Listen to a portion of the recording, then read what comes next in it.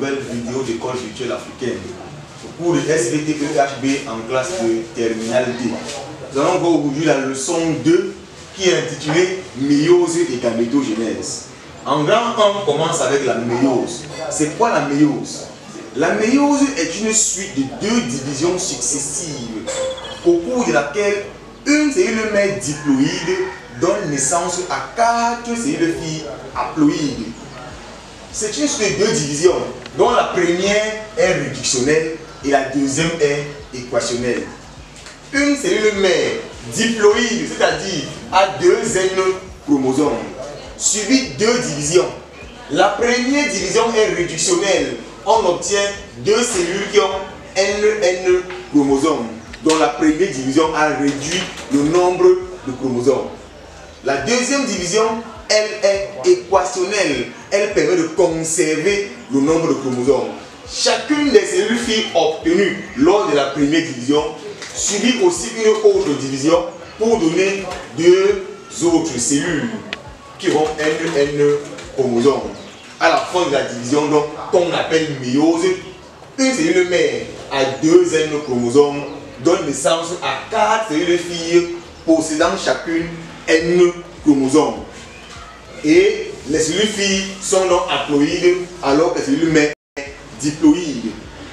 Si on connaît les étapes de la mitose qu'on a vu en classe de premier D, la mitose est une division cellulaire au cours de laquelle une cellule mère diploïde donne naissance à 2 cellules filles identiques entre elles et identiques à la cellule mère.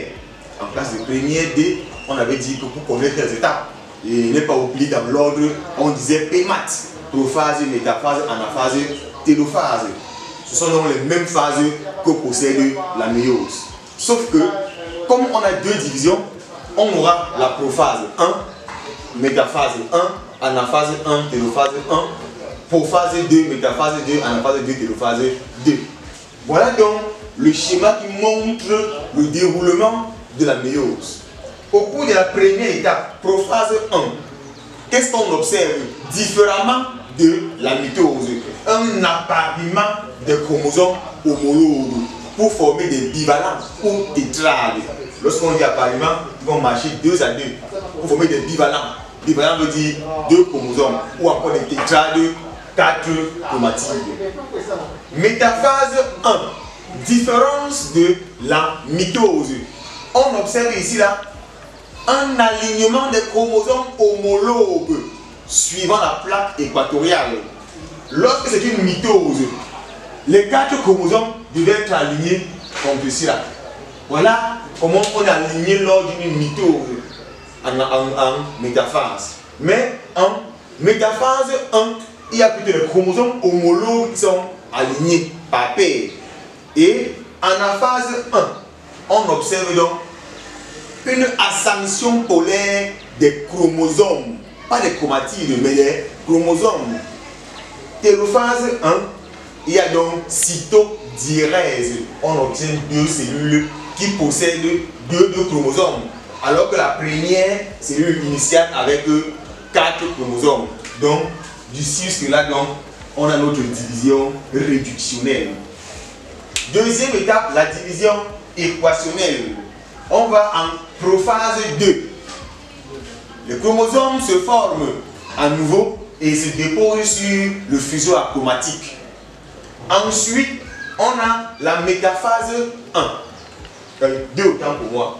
Il est important de noter ici que la deuxième division se déroule comme une mitose normale, comme étudié en classe de première D. On observe donc un alignement des chromosomes suivant la ligne équatoriale. Maintenant, des chromosomes, ce n'est plus chromosomes homologues comme dans la première étape. Alignement des chromosomes. Et en anaphase 2, il y a clivage des chromosomes au niveau du centromère et ascension polaire des brins de chromatides. Voilà comment est-ce qu'un chromosome se constitue. C'est 2 chromatides reliées par un centromère.